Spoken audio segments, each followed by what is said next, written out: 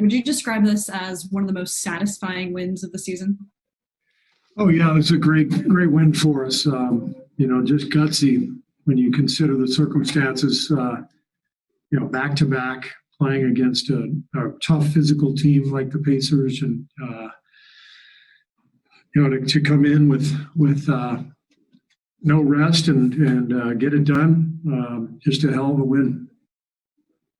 Does the last two nights feel kind of like this team's style of basketball, like almost East Coast? You grind it out. You guys are a top 5 defense at this point. It's funny that you say that. I was walking into the locker room and Ron Adams said that exact comment to me. He said, "Who knew we were going to become an East Coast team? Grinding it out and relying on our defense. And it's not pretty. It's not pretty, but it's really a tough-minded group, and they compete. I mean, Kelly's just getting knocked around out there, and Steph was exhausted. I think Steph's defense this year has been totally overlooked because everybody's locked in on his scoring and shooting, but his defense has been fantastic. And Draymond just ties it all together. I mean, he made some plays tonight that nobody on earth can make just because of his brain, his anticipation, his physicality. He dug out a loose ball late in the game that looked like he had no chance at, and nobody else on earth was going to beat him to that loose ball. So Draymond was just tremendous tonight, and hell of a grind out win. If you were to power rank in the organization who enjoys the fact that this is the style of team, I assume Ron Adams is right up there. One, who else is just like kind of become this team? Well, maybe Jaron Collins, since he's the defensive coordinator, but definitely Ron appreciates this. And, I'm still of the mindset that we can do both, that we can get better offensively and continue to play great defense. You saw us make some plays tonight that were just head scratchers, allowing TJ McConnell to come in and make steals in the backcourt, on plays where, you just got to be rock solid. And I think we need to be more solid offensively. I think we'll get there because if we can do that, I think we've now proven over, whatever it is, almost half the season, that we are one of the better defensive teams in the league. One of the best, actually, top 4 in efficiency. So we've just got to put it together to really get over the hump. And we've got the potential to do so, but we've got to get better in our decision-making, just our awareness offensively. But I couldn't be prouder of the effort these guys put forth every night. Steve, you guys have obviously won in a variety of different ways through the year, but what does it do for the psyche of the group to win in a game against a tough team like Indiana when you do hit only 5 threes and Steph is just 1 for 11 from beyond the arc? Yeah, especially coming off those 2 difficult losses in Orlando and Charlotte, and then to go back-to-back New York, Indiana, 2 very physical teams, to win these 2 games when we were clearly exhausted by the end is just a huge lift for us. And, it's going to be a much better flight home after the win. And we got a quick turnaround. We got Charlotte coming up in a couple of days. So hopefully we can find a way to win a 3rd game in a row. Steve, you have said throughout the season that you don't need Draymond to score. Tonight he gave you some offense. Do you need him to score? Does that statement hold true when teams ignore him? Well, tonight we needed him to score just because we only made 5 threes. And, so every game is a little bit different. I think in general, we don't really need Draymond to score. We need him to do what he does energy-wise, defense-wise. But there are going to be nights like tonight where the ball's not going in the hoop. And if we can get a few hoops and a few free throws from Draymond, then that may put us over the top. Did you see some restraint from Draymond as well tonight? He picked up his 4th and 5th fouls in that 4th quarter. Some teammates were getting knocked around, but he kept it buttoned up.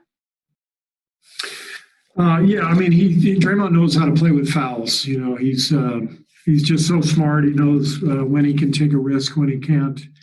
And so, when he got his fifth, there was no thought about taking him out. I mean, we just got to ride with him, and his defense and rebounding and just plays down the stretch really allowed us to secure the win.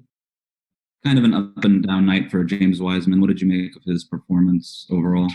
Yeah, it was up and down, but everything's great for James right now. Every experience matters. And it's tough coming back from an absence.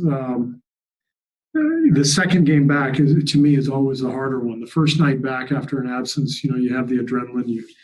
You're playing. It just you feel great. Second night, the adrenaline goes away, and it's always a little more difficult. So I think tonight he had some good plays. You see how fluid and athletic he is, and just by being out on the floor, he impacts the game. But he's learning every day, and all these experiences are really good for him. Steve, going back to that first game against the Pacers, and then obviously this game, how do you feel like the guys around Steph are responding to the way that defenses are just sort of overloading on him now? Yeah, much better. I mean, it's a great point, Wes, just the contrast between the two games. They went box and one down the stretch in San Francisco, whenever that was, 5 weeks ago or so. And I don't think we scored in the last few minutes. And, tonight, much better awareness, better spacing.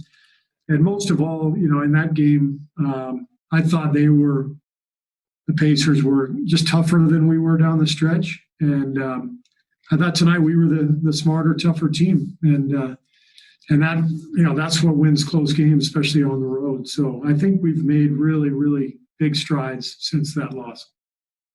What do you think of James with that second unit? Excuse me? James with that second unit. What did you just kind of think about that lineup combo together? Well, it's it's going to be a work in progress. One thing with any lineup combination, you have to sort of get comfortable with certain actions and be able to rely on certain things. And with that group, we're nowhere close to that. So that's going to be really important as he continues to play, with that group, which I anticipate will happen. We got to get comfortable with a few actions, a few ped plays. What can we run on the fly that we're all very comfortable with?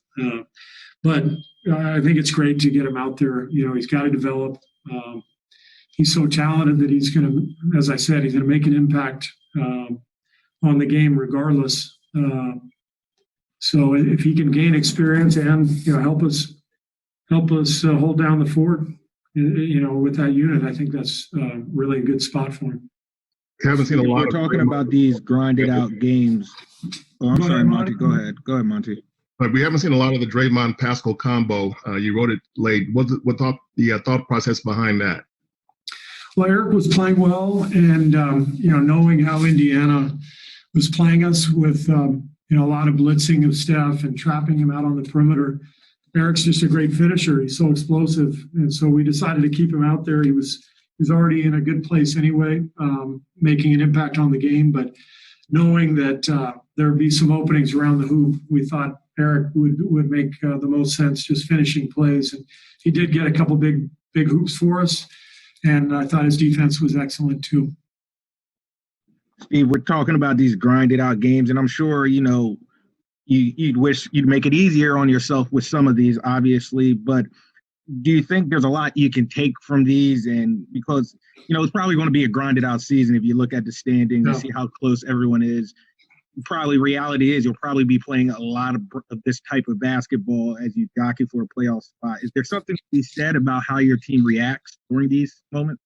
No doubt. I mean, the whole point is, if we're going to play these close games, we've got to learn how to close them. And you close them with great defense like we played tonight, and you've got to execute. I don't think we executed very well offensively down the stretch, but if your defense is good enough and you rebound, chase down loose balls, and you're playing with a lead, then sometimes that's enough. So it's a good step, especially coming off those two terrible losses. This team could have very easily hung their heads and lost these last two games. So I think the fact that we won the last two on the trip after that start shows you a lot about who our guys are. Steve, going back to Draymond, that monster dunk he got and the rebound against Turner towards the end, those are conditioning plays. Is that the best you've seen him ever, conditioning-wise? Conditioning-wise? Yes. Well, we're talking about a guy who's been Defensive Player of the Year and, 3-time champion. And, I mean, it's hard to throw that out there right now that this is the best we've ever seen him. He's from a conditioning standpoint. I mean, I think the point is really that he's in a really good groove and he's in a good place physically. Whereas, first month, 6 weeks of the season, he was not, for good reason. The long layoff and the not having a training camp and all that stuff. So Draymond's in a great place, and he should be.